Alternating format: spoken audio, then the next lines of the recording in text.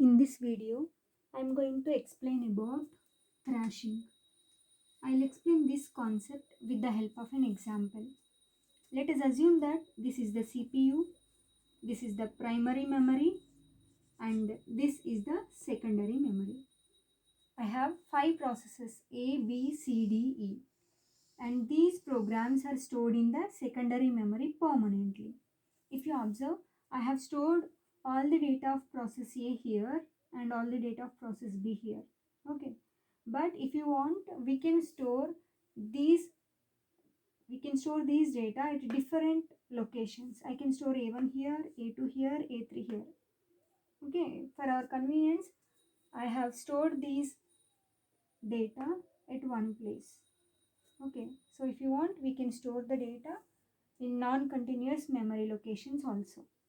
So I have 5 processes A, B, C, D, E, and those processes data will be stored in the secondary memory permanently. Now let us assume that CPU wants to execute process A. So process A data should be brought from secondary memory to the primary memory. Then only CPU can access the data and can execute the data. If you observe, now CPU wants to execute only process A, right? So only process A data is brought from secondary memory to the primary memory. So all the data of process A is stored. Okay, now CPU can access the data from the primary memory and can execute the process A. Okay, here if you observe, CPU is executing only one process at a time. So it is called single programming environment. It is called single programming environment because it is executing only one process at a time. Now, let us assume that here we have some instructions. In this frame, we have some instructions, right? So, among these instructions, let us assume that some of the instructions are input-output instructions. Some of the instructions are input-output. That means those instructions does not require CPU in order to execute. Okay, so some of the instructions requires CPU, but some of the instruction does not require CPU. In order to perform input output, it does not require CPU. So at that time, when process A instructions are input output instructions, at that time, while performing the input and output, CPU will sit idle. CPU will sit idle for some time. When we are executing input and output instructions, CPU will sit idle. So now operating systems observes that CPU is not utilized properly because some of the time CPU is idle. So what it will do is it will bring another process to the primary memory now in order to utilize the CPU. CPU is sometimes idle, right? So in order to utilize CPU efficiently, operating system what it will do? It will bring another process B into the primary memory. Okay, so now process B pages should be brought from secondary memory to the primary memory. Let us assume that B1, B2, B3 pages data is brought from secondary memory to the primary memory. In the previous case, if you observe, all the pages of process A is available in the primary memory. So we don't have any page fault, right?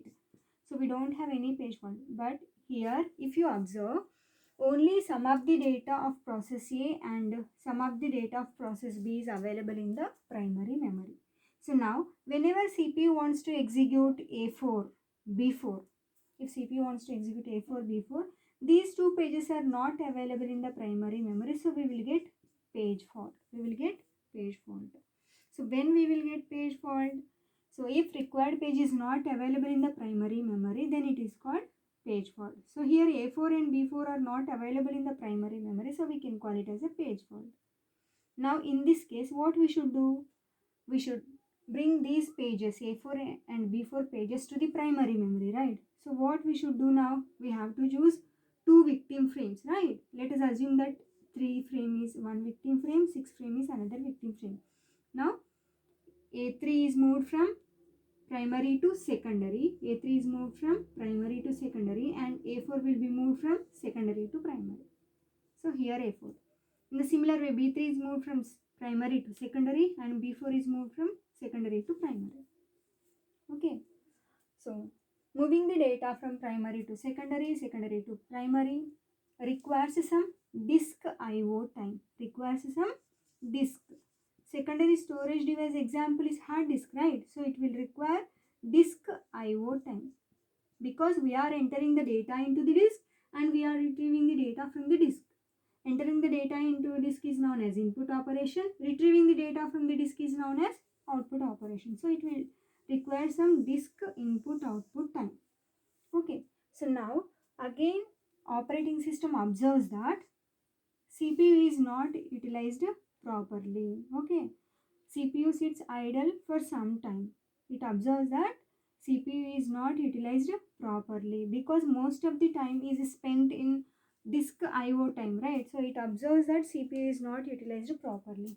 So what it will do is operating system will bring another process into the primary memory because it assumes that more time is spent in input and output operations, so CPU is not utilized properly. So what it will do, it will bring another process C into the primary memory. In order to utilize CPU efficiently, what it will do, it will bring process C into the primary memory. That means now 2 frames of primary memory are allocated for process C. So C1 and C2 are stored here. Okay. So now again, if you observe, if CPU wants to execute A3, B3, C3, again A3 is not available, so page fault. Again B3 is not available, page fault. Again C3 is not available, so page fault. So when there is a page fault, we know that some of the pages should be moved from primary to secondary and some of the pages should be moved from secondary to primary. So here if you observe, A2 should be moved from primary to secondary and A3 should be brought to the primary. In the similar way, B3 should be brought to the primary and C3 should be brought to the primary. That means it requires some disk IO time. Again, it requires some disk IO times.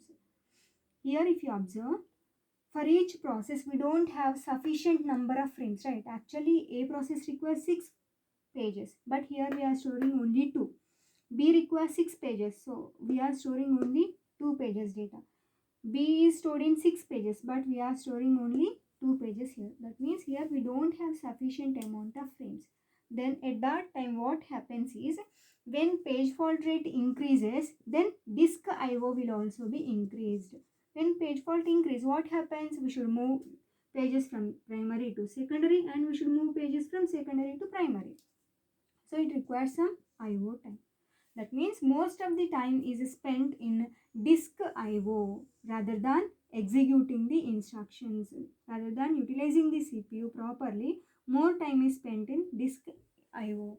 So again, operating system assumes that CPU is not utilized properly. So most of the time is spent in input and output. So what it will do, it will bring process D to the primary memory.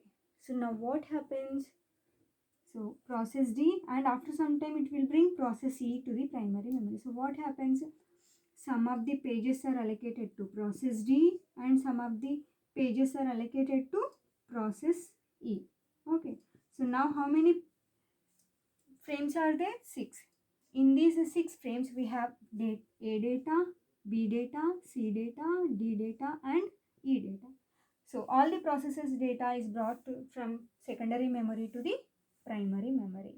Okay, now if you observe, if CPU wants to execute A3, B3, C3, D3, E3, then we have page faults, right? Because among these pages, no page is available in the primary memory. So this is called page fault. So when there is a page fault, then it requires disk IO. So again, OS assumes that most of the time is spent in IO operations. We are not utilizing CPU properly. So it will again increase the number of processes in the primary memory. That means it will increase the degree of multiprogramming. Initially, degree of multiprogramming is A because only A is executed. After some time, so what happens? A and B are executing. After some times, A, B, C are executing. After some time, A, B, C, D are executing simultaneous. So degree of multiprogramming is 1 here, 2 here, 3 here, 4 here. That means degree of multiprogramming is increased. So after some time, what happens is page fault rate will increase. Page fault rate will increase. Here if you observe, if you want to execute A3, B3, C3, D3 and E3, So none of these pages is available in the primary memory. So these are called page fault. So now page fault rate is increased. So what happens? It requires disk IO time. So what happens finally is we are spending more time in input and output operations than utilizing the CPU. So this is called thrashing. This is called thrashing. That means CPU utilization is reduced. Okay, CPU is not utilized properly. Okay, so most of the time is spent in input and output operations, but we are not utilizing the CPU. So that is called thrashing. Here if you observe, initially only process A is executing. So what is the CPU utilization? What is the degree of multiprogramming? Only one process is executing, right? Here I have degree of multiprogramming in x-axis and here CPU utilization in y-axis. CPU utilization. If we have only one process A, then CPU sits idle for some time, right? So we are utilizing CPU up to here. Okay, we are not utilizing the CPU maximum. Okay, so here CPU sits sometime idle. So here this curve represents the CPU utilization. After some time CPU sits idle, right? So operating system, what it will do, it will increase the degree of multiprogramming. So now A and B are executing. That means degree of multiprogramming is increased and CPU utilization is also increased, right?